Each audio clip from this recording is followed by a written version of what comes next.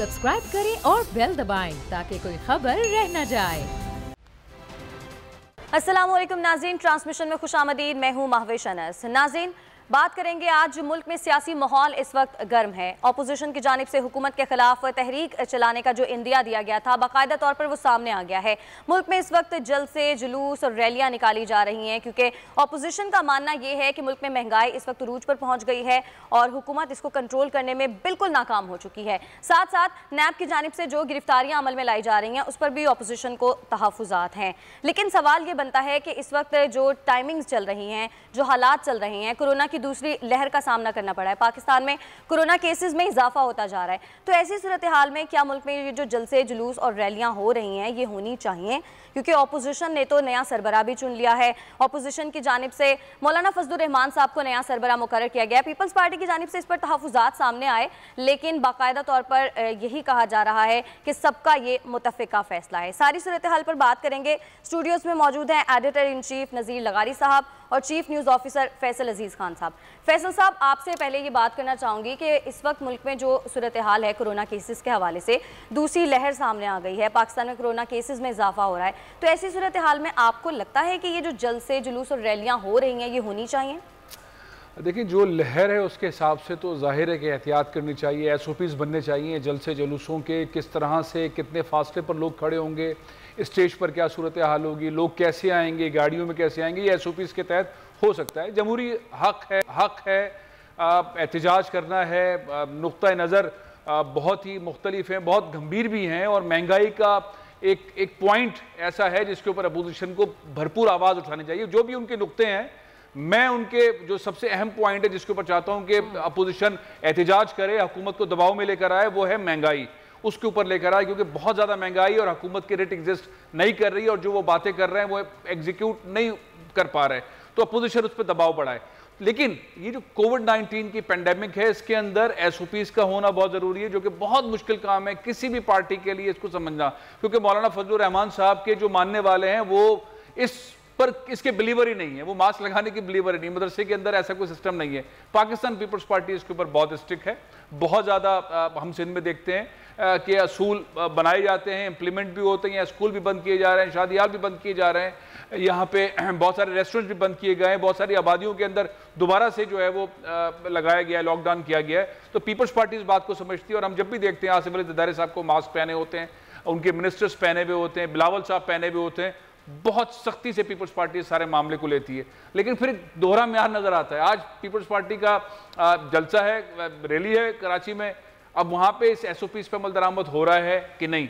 ऐसा ना हो कि चीजें फैलना शुरू हों और फैलना शुरू। मुस्लिम लीग नून भी जो है वो इसको फॉलो करती है, लेकिन कौमी क़यादत अगर इसमें एहतियात करेगी तो पाकिस्तान जिस तरह से थोड़ा बहुत बचता रहा है, और जाहिर है कि हमारी इतना नुकसान नहीं हुआ इंडिया के मुकाबले में, ईरान के मुकाबले में, चाइना के मुकाबले में, तो पाकिस्तान अगर एहतियात और करेगा और लीडरशिप एहतियात करेगी तो हम इस पेंडेमिक से बच सकते हैं। अगर एहतियात नहीं हुई तो जाहिर है कि फिर वो भुगतना पड़ेगा और मरीजों की तादाद में इजाफा होगा। बिल्कुल। तो लगारी साहब, जिस तरह से फैसल साहब भी बात करें कि एहतियात करनी चाहिए, SOPs बनाए जाने चाहिए, SOPs पर अमल करवाना एक बहुत बड़ी बात होती है, लेकिन जलसे जुलूसों में, रैलियों में पॉसिबिलिटी ही नहीं है ना कि किस तरह से SOPs पर अमल दरामद कराया जा सकता है। हाँ, ऐसा होता है। आपने देखा है ख़रीदारी के दौरान जब ईद की ख़रीदारी हुई, या फिर बड़े इवेंट्स जो मजहबी आए, 2 ईदें आईं और इस दौरान भी कोरोना था, फिर कोरोना बहुत पीछे चला गया था जब मुहर्रम का ज़माना आया और मुहर्रम में अज़ादारी हुई, मजालिस हुई, तो उस वक्त भी ये चीज़ें बहुत पीछे रहीं। नहीं ऐसा था, अब चेलों आएगा, शायद चेलों में भी जो है वो लोग इस तरह से फॉलो नहीं कर पाएंगे, और उसके बाद अगर बढ़ती है सूरत हाल तो सियासी लोगों को भी फैसला करना होगा। असल जैसे फैसल साहब ने कहा है ना कि असल इशू है लोगों का, मासेस का, हुकूमत की इस तरफ तवज्जो नहीं है। अभी आकर आपके सामने जो है वो वज़ीर इत्तला जनाब शिबली फराज साहब ने क्या मंतक बयान किया है कि पेट्रोल की कीमतें बढ़ाना या कम करना हुकूमत के बस में नहीं है, वो तो ओगरा के बस में है। लेकिन जब ओगरा ने सिफारिश की कि आप कम करें, आपने कम करने की बजाय, उससे पहले ही आपने कम करने के बजाय कीमतें इतनी बढ़ाई कि रातों रात आपने पूरी कौम को 30 अरब रुपए का टीका लगा दिया, और उन्हें जो है वो आपने इतना ज़्यादा नुकसान पहुँचाया। तो ये किसने किया? फिर कहेंगे कि माफिया ने क्या? फिर माफिया कहाँ पर है? वो तो माफिया आपके पास बैठी हुई है। चीनी माफिया कहाँ है, पेट्रोल माफिया कहाँ है, आटा माफिया कहाँ है, महंगाई की ये बेनिफिशरी माफिया कहाँ है। ये सारा कुछ जो हो रहा है उसका असल बेनिफिशरी कौन है? वो तो सरकार आपके साथ बैठे हुए हैं, उनका आप ख्याल नहीं करते हैं, लोगों का आप ख्याल नहीं करते हैं। जिनसे वोट लिया आपने और जिनको तब्दीली का ख्वाब दिखाया था, उनको कहते हैं कि टेक ऑफ हो रहा है, टेक ऑफ हो रहा है। लोग बेचारे हैरान होकर देख रहे हैं कहाँ टेक ऑफ हो रहा है, कहाँ से हो रहा है, किस तरफ से हो रहा है, कौन सा टेक ऑफ हो रहा है। वो लोग परेशान हैं, वो कहते हैं यार छोड़ो इस टेक ऑफ को, इसको क्रैश कर दो, नहीं हो टेक ऑफ, इस टेक ऑफ से ऐसे ही भले हैं। तो ये कौन सा टेक ऑफ है जो लोगों की खाल उतार रहा है, लोगों के जीने का हक छीन रहा है और लोगों के जेब से आखिरी दमड़ी तक निकालने के दर पे है। ये तो अजीबोगरीब किस्म का टेक ऑफ है। ये टेक ऑफ नहीं है, ये बहरहाल जिस तरह वज़ीर आज़म ने कहा था कि जनाब माफिया है जो महंगाई करती है, तो माफिया तो बेचारी पता नहीं कैसी है कि वो काबीना में जाकर बैठकर फैसले करवा लेती है। वो कहलाती है कि जी आटा महंगा करना है और आटे की पूरी की पूरी चलती है एक ऐसी महंगाई कि जाकर पता चलता है कि जनाब फलां वज़ीर को हटा दिया गया है कि कोई ये मसला पैदा हो गया था। फिर चीनी का मसला आता है तो फिर कहा जाता है कि जनाब वो चीनी जो है माफिया ने बढ़ाई, तो चीनी माफिया ने बढ़ाई है। ये जो 50 रुपये से 100 रुपये तक चली गई है चीनी का जो रेट चला गया है, क्या ये माफिया ने कही? हुकूमत फिर किस लिए होती है? हुकूमत का क्या काम होता है? अगर हुकूमत भाई ये तो कहें कि यार मेल जोल है इनका आपस में, वो माफिया माफिया कहते रहें और फिर भी कीमतें जो हैं इसी तरह बढ़ाई जाती रहें और लोग कहें यार माफिया है भी, ये कोई और चीज़ है माफिया जो हुकूमत नहीं है, हुकूमत के अलावा कोई चीज़ है। तो भाई यही कहें ना कि आप माफिया और हम मिले हुए हैं और हम मिलाकर ये सारा कुछ चला रहे हैं। वो बात आपकी लगाई साहब बिल्कुल ठीक है और हुकूमत की जो पॉलिसियां हैं उनके खिलाफ जिस तरह से मुतहदा अपोजिशन सड़कों पर भी है। लेकिन फैसल साहब आप क्या समझते हैं, क्या सड़कों पर आना ही वाहिद हल है? क्योंकि माजी में हमने देखा था कि जब पीटीआई की गवर्नमेंट सड़कों पर आई थी, पीटीआई जब अपोजिशन में थी, जब वो सड़कों पर आई तो नून लीग की जानिब से कहा जाता था कि सड़कों पर आना हल नहीं है। तो ये अब इस बात को क्यों नहीं समझते कि पार्लियामेंट इनके पास एक फोरम है, वहाँ पर जाकर मसाइल क्यों नहीं डिस्कस किए जाते? देखिए महंगाई के मामले पे सड़कों पे आए तो वेलकम। अवाम चाहेंगे कि महंगाई के ऊपर बात हो, प्रोटेस्ट हो। सिर्फ एक पॉइंट के ऊपर मैं बाय करता हूँ इस सारी चीज़ को कि महंगाई के ऊपर हुकूमत पे दबाव डालना चाहिए। कम से कम 10-20 अशिया की कीमतें ऐसी होनी चाहिए कि आम पाकिस्तानी खरीद सके। आटे की, चीनी की, चावल की, घी की, दालों की, सब्जियों की, गोश्त की, कुछ चीज़ों की लिस्ट बना के अपोजिशन डंडा करे, डंडा चलाए, हुकूमत को पाबंद करे कि ये कीमतें ऐसी हों पेट्रोल की और इसकी।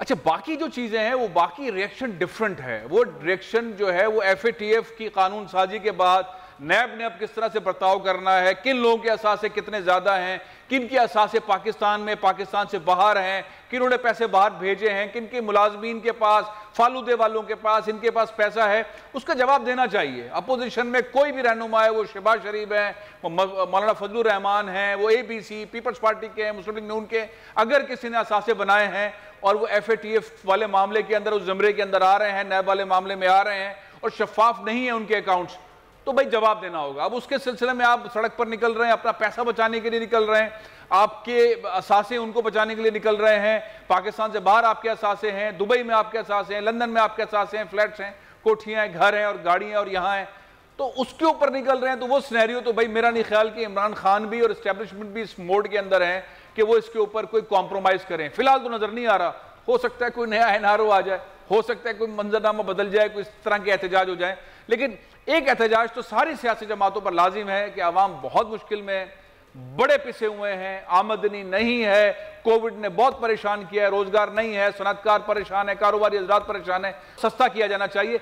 जब भी नोटिस लेते हैं किसी भी चीज़ का इमरान खान साहब, वो चीज़ महंगी हो जाती है। उनकी लॉजिक इस तरह की है, अद्वियात की कीमतों के इजाफे की लॉजिक सारी दुनिया हैरान है। ये किसने मशवरा दिया इमरान खान को कि अगर दवाएं मार्केट में नहीं मिल रही हैं, वो ब्लैक हो रही हैं, तो उनकी कीमतें बढ़ा दी जाएं? ये कोई रिट है? ये कोई फॉर्मूला है? लोगों की जो इस्तात है उससे कहीं ज्यादा 2 साल के अंदर अद्वियात की कीमतें चली गई हैं। 45 रुपए की टैबलेट 400 रुपए की हो गई है। सरकारी सतह पे कीमतें बढ़ा दी गई हैं 4-5 दफा, और पता नहीं किसने किकबैक्स लिए। तो ये लॉजिक वाली चीजें नहीं है। इसके ऊपर अपोजिशन को चाहिए कि बैक फुट पर करे और ठीक ठाक तरीके से करे। ठीक, गुफ्तगू के सिलसिले को वहीं से कंटिन्यू करेंगे। लगाई साहब, फवाद चौधरी साहब की गुफ्तगू आपने सुनी, उन्होंने एक पॉइंट रेज किया है। उन्होंने ये कहा कि शादी हॉल्स बुक करवा लिया करें क्योंकि आपकी तादाद बहुत ज़्यादा कम है जलसे जुलूसों में, लोगों की तादाद। साथ साथ उन्होंने ये कहा कि नून लीग और पीपल्स पार्टी पर अब वो वक्त आ गया है कि उनको मौलाना फजलुर रहमान और उनके मदरसों के बच्चों का जो सहारा लेना पड़ रहा है। आप क्या कहेंगे इस पर? मेरे ख्याल में उन्हें भी एक वक्त ज़रूरत पड़ेगी जब जमात इस्लामी से कहेंगे हमें भी लोगों की ज़रूरत है और हमें भी कुछ लोग चाहिए और जलसों के लिए आप भी हमारी मदद करें, और मौलाना सिराजुल हक भी एक दफ़ा उनकी मदद करेंगे या 2 दफ़ा उनकी मदद करेंगे। बहरहाल उनको भी ये मसला सामने आने वाला है। लोग जब बाहर निकलेंगे, इक़्तिदार से बाहर तो आए, लोग इंतज़ार कर रहे हैं कि फिर इनका इस्तकबाल करेंगे कि किस तरह से इन्होंने वादे किए थे, और वो जिस तरह से गवर्नर साहब गाना गाया करते थे, तब्दीली आई रही है। लोग उस गाने को सुनकर जो है वो इतना गुस्सा आता है लोगों को, इतना नाराज़ होते हैं, इतने खफा होते हैं। लोग कहते हैं कि यार ये तब्दीली आई थी जिसके लिए ये हमें नारे लगाकर बता रहे थे कि तब्दीली आई रही, रोक सको तो रोको। उनने कहा हमारी गर्दन जो है वो दबाने के लिए और हमारी ज़िंदगी ख़त्म करने के लिए आए थे। ये मसाइल इनको भी दरपेश हो सकते हैं, और क्राउड उनके लिए भी एक मसला हो सकता है। क्राउड पीपल्स पार्टी या नून लीग के लिए हुकूमत अपनी पाबंदियाँ हटाए और हुकूमत जो पीसफुल असम्बली है उसका इजाज़त दे और कानून के और आइन के मुताबिक लोगों को शिरकत का मौका दे, ये नाके ना लगाए और रुकावटें ना खड़ी करे। फिर लोग भी आएंगे और लोग आकर जलसों में भी शरीक होंगे। ऐसी कोई बात नहीं है। ऐसी सूरत में इनके अपने जलसे भी कामयाब होंगे अगर रुकावटें नहीं डालेंगे। लोगों का राइट है, लोगों का ये आइनी हक है कि लोग अपने मसाइल बयान करने के लिए वो आएँ और लोग अपना बयान दें और लोग अपना जलसे करें और पीसफुल तौर पर, पुरअमन तौर पर जमा हों। ये लोगों का यूनिवर्सल राइट है, इसको कोई रोक नहीं सकता है। तो इसके बारे में ये कि वो मौलाना फजलुर रहमान का सहारा ले रहे हैं, तो माजी में भी ये जमातें मिलकर भी तहरीक चलाती रही हैं, अलग अलग भी तहरीक चलाती रही हैं, और ऐसा कोई सूरत हाल नहीं है जो फवाद चौधरी साहब को नज़र आ रही है। मुझे ऐसी सूरत हाल नज़र नहीं आ रही है कि इन पार्टियों के लिए आप लाहौर, आप कोयटा के जलसे के बाद आपको पता चलेगा कि लोग कितनी बड़ी तादाद में मौजूद होंगे। अभी 11 अक्टूबर ज़्यादा दूर नहीं है, आज से हम कोई 7 दिन के फासले पर हैं। अगले एतवार को इसी तरह हम बैठे होंगे और ये जलसे की तैयारियाँ भी देख रहे होंगे। जैसे आज हम कराची में और हैदराबाद में 2 रैलियाँ हो रही हैं और उनकी तैयारियाँ देख रहे हैं। इस तरह की एक बड़ी तैयारी हम कोयटा के लिए देख रहे होंगे। अच्छा फैसल साहब, एक और पॉइंट रेज़ किया है अभी फवाद चौधरी साहब ने। उन्होंने कहा कि मौलाना फजलुर रहमान और सिराजुल हक साहब की पार्टीज़ में वसाइल का इतना ज़्यादा फ़र्क क्यों है? मौलाना फजलुर रहमान अरबों खरबों के, इस वक्त उनके पास अरबों खरबों की मालियत है, जबकि सिराजुल हक साहब की तो छत भी टपकती है। ये जो पॉइंट उन्होंने रेज़ किया, इस पर आप क्या कॉमेंट करेंगे? दिलचस्प डेटा है ये, और ज़ाहिर है जमात इस्लामी के जो अमीर हैं सिराजुल हक साहब इंतहाई सादा तबीयत के मालिक और बहुत ही सादगी से वो ज़िंदगी गुजारते हैं। मुझे नहीं पता उनके घर की छत टपकती है और मौलाना फजलुर रहमान साहब के घर की छत नहीं टपकती है, लेकिन बहरहाल जो इक़्तिदार में रहने वाले लोग होते हैं उनकी ज़िंदगी में तब्दीली तो आती है, और तब्दीली मेरे ख्याल है कि मौसूफ़ की ज़िंदगी में भी आई होगी। हर पार्टी के साथ कनेक्टेड रहते हैं, हर पार्टी के तर्जुमान बन जाते हैं, हर पार्टी के वज़ीर भी बन जाते हैं, और आज तर्जुमानी भी फरमा रहे हैं PTI की, और एक ऐसे नहज के ऊपर जहां महंगाई ने पूरी आवाम को तंग कर रखा है। अल्फाज उन्होंने बहुत ही दिलचस्प अदा किए। करप्शन का ग्रैंड अलाइंस कहा है अपोजिशन की इस पूरे एहतजाज के इस मामले को। मेरा ख्याल ये कि इस प्रेस कॉन्फ्रेंस के अंदर उन्होंने जो बात सबसे ज़्यादा आवाम को चाहिए सुनना, वो हुकूमत की जो इस्लाहात हैं या कोशिशें हैं महंगाई को कंट्रोल करने की, उस पर उन्हें गुफ्तगू करनी चाहिए थी। कराची तशरीफ़ लाए, कराची के अंदर वो बात करते। कराची ने सबसे ज़्यादा वोट दिया PTI को, सबसे ज़्यादा सीट्स दी।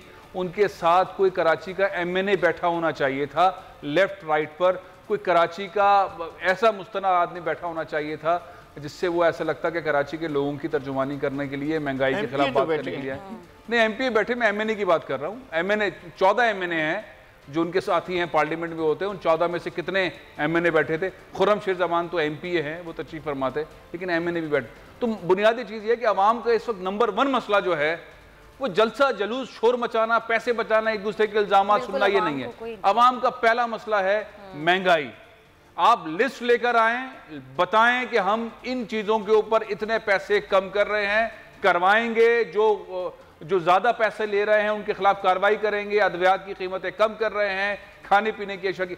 सिर्फ ये बात करे इस वक्त PTI तो बच सकती है, क्योंकि बाकी नैरेटिव PTI के हाथ में नहीं रहा है। मौलाना के पास ज़्यादा तुलबा हैं, तुलबा पाकिस्तानी है, तुलबा के पास भी वही राइट है, वो सड़क पर आएंगे। आप उन्हें गलत कहें, सही कहें, वो अपने कायद को लब्बैक कहेंगे, सड़क पर आएंगे।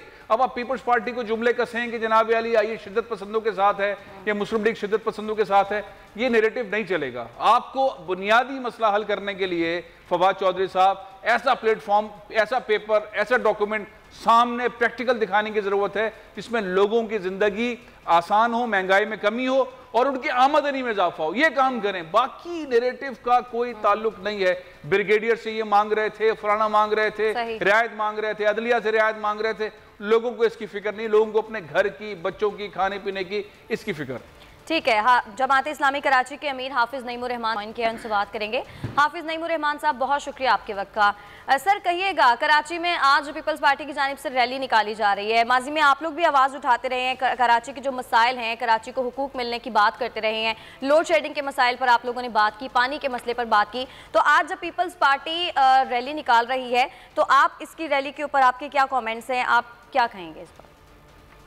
देखिए, पीपल्स पार्टी एक पॉलिटिकल पार्टी है, उसको हक है रैली निकाले, रैला निकाले, और जाहिर है कि जमहूरी दौर में कोई भी कोई काम कर सकता है, लेकिन भारत पीपल्स पार्टी को ये तो बताना पड़ेगा ना कि वो कौन सी यकजहती कराची के कर रहे हैं। कराची के साथ अगर यकजहती करके बाइख्तियार शहरी हुकूमत दे दें, कराची के नौजवानों को मुलाजिमतें दे दें, या गासिबाना जो कब्जा कर रखा उन्होंने जाली डोमिसाइल बना कर, और वैसे भी, और कराची के नौजवान रुलते फिरते हैं, तो अगर ये कराची को अपना हिस्सा समझते हैं तो सिर्फ लेने का हिस्सा ना समझे, देने का हिस्सा समझाएं, तो उसके नतीजे में आपसे आप मसला हो जाएगा। और कराची की जो 1 करोड़ 1.5 करोड़ आबादी खाली गई है, उस आबादी के ऊपर भी तो आवाज उठाए ना। वो सिर्फ सिंध की आबादी के लिए आवाज उसको उठाते हैं जब उन्होंने इलेक्शन कराने होते हैं, इलेक्शन डिले कराने होते हैं। तो इसलिए मैं समझता हूँ कि अगर पीपल्स पार्टी वाकई कराची की हमदर्द है तो उसे कराची को बाइख्तियार शहरी हुकूमत देनी चाहिए। आज ही ऐलान करते हैं रैली में, मैं उनको हाबुल लेकर चला जाऊंगा इनके कि हम ये जो जाली एक्ट है, गासिबाना एक्ट है, इसको खत्म कर रहे हैं और कराची बाइख्तियार शहरी हुकूमत है, जमात इस्लामी इनके साथ खड़ी होगी इंशाल्लाह। अच्छा, वो ये कहते हैं कि लसानियत की सियासत को नाकाम बनाना हमारा मकसद है और एमक्यूएम को टफ टाइम देने के लिए उनकी जानिब से ये रैली निकाली जा रही है। देखिए, एमक्यूएम और पीपल्स पार्टी के अंदर एक तवील अरसे से एक समझौता है। जब एमक्यूएम सियासत करती है लसानियत की, तो पीपल्स पार्टी जो है वो जाहिर है कि वो सिंधी बन जाते हैं, ये महाजिर बन जाते हैं, दोनों की दुकान चलती रहती है। लेकिन मेरा ख्याल है कि अभी 33-35 साल के तजर्बे के बाद पूरे सिंध के अवाम और बिलखुसूस कराची शहर के अवाम को ये बात अब पता चल गई है। इसीलिए आपने देखा कि आखिरी हथियार ट्रम्प आखिरी जो कार्ड था ना वो फेंक दिया कि सूबे की और तकसीम की और लिसानियत की बात करना शुरू करी, लेकिन रिस्पॉन्स नहीं मिला उन्हें। तो इससे आप अंदाजा कर सकते हैं कि अब जमीन इन लोगों के नीचे से निकल रही है। पीपल्स पार्टी को यह एडवांटेज हासिल है कि उसके पास वडेरे और जागीरदार हैं जो अपने मकामी सिंधियों का इस्तेमाल करके, हारियों का इस्तेमाल करके नुमाइंदगी ले लेते हैं और अक्सरियत में है। इसलिए हम कहते हैं कि अगर आबादी कराची की सही गिन ली जाए तो एक बैलेंस कायम हो जाएगा। एमक्यूएम की सियासत से लोग तंग आए हुए हैं और पीपल्स पार्टी की सियासत से भी तंग आए हुए हैं, तो हम समझते हैं कि अब वो वक्त आ गया है चाहिए। और इसीलिए आप देखें कि जो जवानी आपने हुकूक कराची रैली थी वो तो हमने किसी लिसानियत की बुनियाद पे नहीं की थी, लेकिन उसमें मुझे कहने की जरूरत नहीं है, आप खुद बता दें कि उसमें कितने बड़ी तादाद में लोग शरीक हुए हैं। और अब हम रेफरेंडम करवाने जा रहे हैं कराची के बुनियादी मसाइल के ऊपर, तो आप देखेंगे कि अब कराची एक अपने असल की तरफ हो गया इंशाअल्लाह ताला। ठीक है, हाफिज नईमुर रहमान साहब हमारे साथ मौजूद थे, बहुत शुक्रिया आपका। कायरा साहब ने हमें ज्वाइन किया है, पीपल्स पार्टी के रहनुमा है कमर जमान कायरा साहब, बहुत शुक्रिया आपके कीमती वक्त का। सर, हाफिज नईमुर रहमान साहब हमारे साथ मौजूद थे और वो ये कहते हैं कराची के जो बुनियादी मसाइल हैं उसके ऊपर अगर पीपल्स पार्टी बात करे तो हम साथ देने को तैयार हैं। तो आज आप लोग जो रैली आपकी जानिब से निकाली जा रही है, इसके मकासद क्या हैं? पहले नंबर पे तो जी ये इस काम के लिए, या इस सवाल के जवाब के लिए आपको सिंध के किसी मिनिस्टर को या सिंध गवर्नमेंट के किसी रिप्रेजेंटेटिव को लेना चाहिए। मैं तो पंजाब चैप्टर को देखता हूँ, मुझे तो पंजाब के बारे में या फेडरल के बारे में बात करें। हम तो आपको पाकिस्तान पीपल्स पार्टी समझते हैं, सिंध और पंजाब के खाते में नहीं रखते हैं। हम आपसे चलिए ये बात करते हैं, अभी फवाद चौधरी साहब ने कहा कि ये जी जी आपकी तरफ आ रहा हूँ। कायरा साहब आपसे आप ही की मैं कह रहा हूँ कि मुझे, क्योंकि सिंध के जो इस वक्त सिंध चैप्टर या सिंध गवर्नमेंट की तरफ से या सिंध पार्टी की तरफ से कोई इशू हो रहा है, तो लाजम तो नहीं है ना वो मुझसे कंसल्ट करेंगे, मुझे बताएंगे, वो उनके लोकल इशू है। इस तरह मैं अगर पंजाब में कोई इवेंट करता हूँ तो मैं उनको, इसलिए मुझे उसका नहीं पता। बाकी आपकी बात हम आपसे बिल्कुल दूसरी बात कर रहे हैं। हम दूसरी बात ये कर रहे हैं कि एक वफाकी वजीर साहब अभी प्रेस कॉन्फ्रेंस से खिताब कर रहे जनाब फवाद चौधरी साहब, उन्होंने कहा है कि पाकिस्तान पीपल्स पार्टी और पाकिस्तान मुस्लिम लीग नून इस हद तक चली गई हैं कि उन्हें अपने मजमा लगाने के लिए ज़रूरत पड़ी है जमीयत उलमा इस्लाम की, और उन्होंने इंतहा पसंदों का सहारा लिया है। ये दोनों बातें हैं कि क्या आप भी जमीयत उलमा इस्लाम को इंतहा पसंद समझते हैं, और क्या ये सहारे के लिए आपने उनको अपने साथ लिया है कि आपको क्राउड जो है जमा करना आपके लिए मसला होगा? लगारी साहब, आप फवाद चौधरी साहब की इस बात को संजीदा लेके मुझ पर सवाल कर रहे हैं या तफनन के लिए कर रहे हैं? आप किसी भी सूरत में जवाब दें। गुजारिश ये है कि इस वक्त हुकूमत के काबले हुए पड़े हैं, उनको समझ नहीं आ रही कि कहें क्या। वो हर लम्हे कोई ना कोई ऐसी बात करेंगे जो उसका कोई लॉजिक नहीं है, जिसके कोई सेंस नहीं है। मौलाना फजलुर रहमान पाकिस्तान के एक जय्यद लीडर हैं, इसमें कोई शक नहीं है। उनकी जमात एक सियासी मजहबी जमात है और उनके कई इशूज से मेरी जमात का इख्तलाफ है। उनके मुस्लिम लीग से मेरे कई चीजों पे इख्तलाफ है। लेकिन फवाद चौधरी साहब को शायद पता नहीं है कि उनके बड़े जब हमारे साथ थे, और फवाद चौधरी साहब भी साथ थे, MRD की मूवमेंट में हम सारे मोहतरमा बेनज़ीर भुट्टो शहीद और मोहतरमा भुट्टो साहिबा अल्लाह ताला ये दोनों ने मौलाना मुफ्ती महमूद साहब को भी साथ लिया था, नवाब रसूलुल्लाह खान साहब को भी साथ लिया था, पाकिस्तान के मुस्तकबिल के लिए, जमहूरियत की बहाली के लिए, क्योंकि हम समझते हैं आप पाकिस्तान रिकॉर्ड दुरुस्त कर लेते हैं। मौलाना मुफ्ती महमूद उस वक्त हयात नहीं थे जब MRD की तश्कील हुई थी, और MRD की तश्कील से 2-3 महीने पहले ही उनका इंतकाल हो गया था और वो उसमें शामिल नहीं हुए थे। मौलाना फजलुर रहमान जरूर शामिल हुए थे, और उन्होंने इस्तकामत से मैं बेसिकली जमात की बात कर रहा हूँ कि JUI उस वक्त से हमारे साथ मुख्तलिफ इत्तेहादों में रही, और मौलाना फजलुर रहमान साहब आज नहीं, मौलाना फजलुर रहमान साहब इससे पहले भी हमारे मुख्तलिफ जगहों पे इत्तेहादी रहे, हुकूमत में भी हमारे इत्तेहादी रहे। आपको सिवाय अब दस्तक करने उन्होंने, उनको कोई रोज न्याय चाहिए होता है, कोई जवाब। अब खुलकर बात हो चुकी है, और पाकिस्तान पीपल्स पार्टी और पाकिस्तान मुस्लिम लीग नून और अपोजिशन की दीगर जमातें खुलकर कह चुके हैं कि अब हम चाहते हैं कि ये हुकूमत जाए और एक नए सिरे से इंतखाबात हों। तो इस मंजिल को हासिल करने के कितने इम्कानात आपको लग रहे हैं? नगरी साहब, पहली गुजारिश ये है कि हम कह रहे हैं कि हमारी 2-3 बातें हैं। बेसिक करक्स क्या है? एक तो जो गुफ्तगू हो रही है, जो मियां नवाज शरीफ भी कर रहे हैं, हमारी क़यादत भी कर रही है, हमारे लेवल पे भी हो रही है, वो है कुछ माजी की दास्तान है, तारीख है, आप कह सकते हैं। मार्शल लॉ लगे इस मुल्क में, कंट्रोल डे इस मुल्क में, कंट्रोल डे के अंदर एजेंसीज ने जो खेल खेले, इलेक्शन जो चुराए गए, जिसके बारे में बाकायदा सुप्रीम कोर्ट के अंदर फैसले भी हैं, पिटिशनें भी चली रही हैं। आप उस बात की सारी तारीख के तो आप पहली शाहिद हैं, आप उस you have lived in that history. So गुजारिश ये है कि एक वो है, एक है कि हम क्या कह रहे हैं। हम ये चाह रहे हैं कि इस मुल्क के अंदर जो पीपल्स पार्टी की 50 साल हिस्ट्री में स्ट्रगल ये है कि इस मुल्क को एक आइन और दस्तूर जो है उसके तहत चला जाए। अगर हम अपने मुल्क को दस्तूर के मुताबिक चलाएंगे तो ही दुनिया के रास्ते पे चलते हुए जो दस्तूरी रास्ता है, जो जमहूरी रास्ता है, पाकिस्तान को एक मुस्तहकम पाकिस्तान, एक रोशन ख्याल, एक ताकतवर पाकिस्तान बना पाएंगे। और उसके लिए जरूरी है कि हमारे जो माजी में इंटरवेंशन होती रही, ठीक है, कोई तारीख माजी है, हिस्सा है माल का, लेकिन अब हमारे जो इदारे हैं, पाकिस्तानी इदारे, उनको सियासी अमल में मुदाखलत चाहिए, पाकिस्तान में फेयर इलेक्शन होने चाहिए। ये हुकूमत फेल हो चुकी हर सेक्टर में और हर तरह से, लिहाजा जो इनका सबसे बड़ा बैनर था कि जी हम करप्शन का खात्मा करेंगे, आज मुल्क में करप्शन कई गुना बढ़ गई है। जो ये कहते थे कि हम लोगों से पैसा जो उन्होंने कमाया है वापस लेंगे, वो कहाँ गए उनके दावे, कहाँ गए उनके वो के सबूत हमारे पास हैं, फेल हो गए हैं। कारा साहब एक बहुत सिंपल कारा साहब, फैसल अजीज खान साहब आपसे बात करना चाह रहे हैं, आपसे सवाल कर रहे हैं। फैसल अजीज खान साहब। कारा साहब, बहुत सिंपल सा, आम आदमी को ये जो आपने भी नैरेटिव बयान किया है, मैं ग्राउंड पर रहता हूँ, आप भी ग्राउंड के आदमी हैं, कोई लेना देना नहीं है। वजीर आज़म इमरान खान हो, नवाज शरीफ हो, बिलावल भुट्टो जरदारी हो, कोई और हो, आम आदमी की जिंदगी इतनी अजीरन है।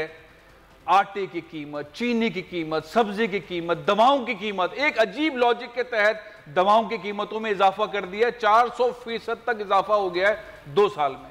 आमदनी नहीं है, कोविड के अंदर बिजनेस नहीं है, एक्सपोर्ट नहीं हो रही, यानी कि अपर मिडिल क्लास, निचले तबके का आदमी बुरी तरह मुतासिर है। और आपके नैरेटिव के अंदर महंगाई से हुकूमत को पकड़ना कहीं नहीं। अभी भी जो आपने गुफ्तगू फरमाई उसमें आम आदमी की जिंदगी से मुताल्लिक कुछ नहीं है। आम आदमी के लिए हुकूमत को बैकफुट पे करके महंगाई से मुताल्लिक उसको निजात दिलाना, कोई मुतालबात रखना, इस तरफ भी तो आए ना कायरा साहब प्लीज। सर जरा गुजारिश ये है कि जो सवाल हुआ वो बुनियादी तौर पे ये नहीं था कि हम गवर्नमेंट के खिलाफ क्यों हैं। बुनियादी तौर पर मुझ पर सवाल ये हुआ कि मौलाना फजलुर रहमान साहब को यही है उस पे एतराज है, वो फला है, तो मैं तो गवर्नमेंट तो मैं उनके ऊपर क्यों हम इनके खिलाफ चल रहे हैं उसकी बात कर रहा था। तो आपका सवाल आ गया, बात आपकी बिल्कुल दुरुस्त है। आपने मुझसे ज्यादा मौसर तरीके से मुझसे ज्यादा बेहतर हक़ाइक़ सामने रख दी है कि ये हुकूमत का क्यों जाना जरूरी है, बल्कि अब इसका हर हाल में फौरी तौर पे नहीं रहना चाहिए। लेकिन इस हुकूमत के जाने के बाद क्या होगा? क्या इसी तरह का इंतखाब एक और होगा? क्या इसी तरह का किसी एम्पायर ने आके दोबारा अपनी मर्जी के इलेक्शन करा के हुकूमत इंतजार करनी है? तो फिर ऐसे इंतखाबात पाकिस्तान के लिए फायदेमंद नहीं होंगे। सो हमारे इदारों को सियासी अमल से पीछे हटना चाहिए, इलेक्शन होने चाहिए, अवाम की राय से हुकूमत मिले उसको दी जानी चाहिए, वो एक बुनियाद पड़ेगी। और रही बात यकीनन अवाम की जिंदगी में बेहतरी ही जमहूरियत का, वही आइन का, वही सियासी अमल का मुंतहा मकसूद है। बात मेरी बड़ी सिंपल गुजारिश है कि अगर आपने मुल्क के लोगों के हालात ठीक करने हैं, उनके इदारे दुरुस्त करने हैं, उनकी कारोबार दुरुस्त करने हैं, उनको रोजगार फराहम करने हैं, तो किसी निजाम से करेंगे ना, किसी नज्म किसी तरीकाकार से करेंगे। वो तरीकाकार जमहूरियत का है, वो आईनी तरीकाकार है। जब तक पाकिस्तान का रियासती स्ट्रक्चर दुरुस्त नहीं होगा, delivery to people up to mark नहीं हो पाएगी। हमने अपने दौर में महंगाई नहीं होने दी, कम होने दी, बावजूद इसके कि आलमी मंडी में तेल की कीमतें कहाँ की कहाँ चली गई। दहशतगर्दी के बावजूद हमने रिकॉर्ड रेवेन्यू में इजाफे किए, रिकॉर्ड महंगाई हुई तो हमने 125% से ज्यादा हमने पेंशनें बढ़ाई, हमने बेनजीर इनकम सपोर्ट प्रोग्राम शुरू किए, हमने रोजगार के जराए खोले, पाकिस्तान की सनत को चलाया। अब पाकिस्तान का रेवेन्यू जो है हमारी एक्सपोर्ट 25.5 अरब के टारगेट पे लेके गए, आज तक कोई नहीं लेके जा, हमारे बाद भी कोई नहीं लेके गया, कोविड हो या ना हो। इसी तरह हमने रेवेन्यू को 1100 अरब से 2120 अरब रुपए तक लेके गए, जो कोई एक 5 साल में डबल कभी नहीं कर सका। लेकिन हमने दहशतगर्दी के मुकाबले किए, हमारी परफॉर्मेंस अपनी जगह है। हम तो कह ही रहे हैं कि अवाम को डिलीवर करने का वाहिद रास्ता एक ही है, और वो ये है मुस्तहकम हुकूमत हो, मुस्तहकम पॉलिसीज हो, और अवाम के वोटों से चुनी गई हुकूमत की तरफ से एक तासुर ये है कि अपोजिशन और ख़ास तौर पर पाकिस्तान मुस्लिम लीग नून वो इदारों के साथ तसादुम अख्तियार करना चाहती है, और उनका इशारा सिक्योरिटी इदारों की तरफ होता है कि क्या मुस्लिम लीग नून की क़यादत सिक्योरिटी इदारों के साथ मुतसादिम है? ऐसी सूरत हाल में अगर ऐसी सूरत हाल है तो फिर पीपल्स पार्टी कहाँ स्टैंड करेगी और दूसरी अपोजिशन कहाँ स्टैंड करेगी? लगारी साहब तो पीपल्स पार्टी की पूरी स्ट्रगल के शाहिद है, आप उसके साथ रहे हैं। गुजारिश ये, पीपल्स पार्टी जब बुनियाद रखी गई तो क्या था? बुनियाद ये थी कि इस मुल्क के अंदर मार्शल लॉ खत्म करो, अवाम की हुक्मरानी कायम करो, और अवाम की हुक्मरानी के लिए एक दस्तूर बनाया जो पाकिस्तान चलाने का दस्तूर हो, का सारी क्लासेस के तहफ़्फ़ुज़ात हो, उस मुल्क को चलाया जाए। यही तो पीपल्स पार्टी की बुनियाद से लेकर आज तक स्ट्रगल है। यही हमारा गुनाह है कि हमें माफी नहीं मिलती। तो हम कारली भुट्टो भी गद्दार, बेनजीर भुट्टो भी गद्दार, उनके भाई भी गद्दार, कारकुन भी गद्दार, हम सिक्योरिटी रिस्क क्यों? इसलिए कि हम मुल्क के अंदर सब लोगों को कहते हैं कि पार्लियामेंट अपना रोल अदा करे, फौज अपना रोल अदा करे, अदलिया अपना रोल अदा करे, मीडिया अपना रोल अदा करे, तभी मुल्क बैलेंस तौर पर चल सकता है। जहां तक मियां नवाज शरीफ साहब का बयानिया है, मैंने पहले भी गुजारिश की है, कुछ बयानिए के 2 हिस्से हैं। हिस्सा बड़ा जो है वो है माजी की तारीख है, इवेंट। उन्होंने बयान किया, फर्ज करे मार्शल लॉ लगे, उन्होंने कुछ लोगों का कहा कि फलां दौर में फलां अफसर ने ये किया, फलां अफसर, वो इवेंट्स हैं।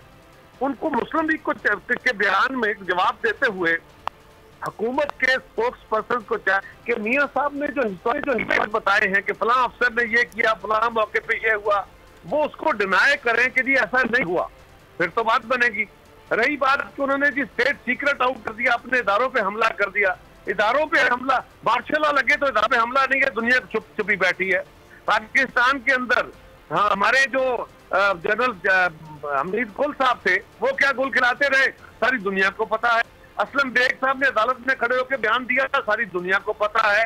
असद दुरानी साहब ने किताब लिख के सारी दुनिया को बताया, जनरल पाशा साहब ने किताब लिखी, सारी दुनिया। देखिए ये सारी किताबें जो हैं, अब दिलचस्प बात है, दिलचस्प बात ये है कि ये सारी किताबें उनके लिए राह हमवार करने के लिए की गई थी जो आज जिनको शिकायत हैं, ये जनाब नवाज शरीफ साहब को सपोर्ट करने के लिए।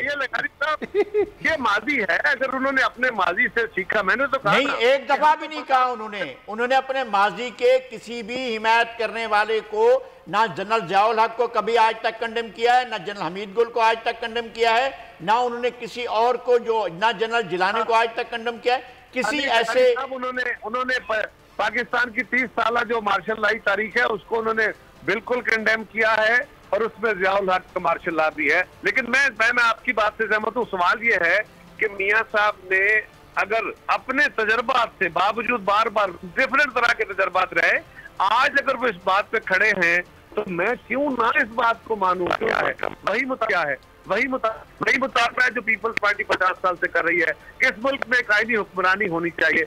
उनके बयानिए के पहले हिस्से को छोड़ दीजिए, जो इवेंट्स हैं, उनके बयानिए का मुंतहा मकसूद क्या है, वो चाहते क्या है, ऑब्जेक्टिव क्या है। ऑब्जेक्टिव ये है कि इस मुल्क के अंदर आइन के तहत, आइन के अंदर दर्ज जो तरीकाकार है उसके तहत हुकूमत चलाई जाए, जो जिसका काम है वो करे। क्या ये बयानिया दुरुस्त नहीं है? ठीक है, बहुत शुक्रिया आपका। कमर ज़मान कायरा साहब हमारे साथ मौजूद थे। फैसल अजीज़ खान साहब आपका भी बहुत शुक्रिया। लगाई साहब आज आपका भी बहुत शुक्रिया। कुल ख़त्म हो गया है और अब फिर से आपकी खिदमत में हाजिर होंगे, तब तक के लिए हमें इजाज़त दीजिएगा। अल्लाह ने के पास। सब्सक्राइब करें और बेल दबाएं ताकि कोई खबर रह न जाए।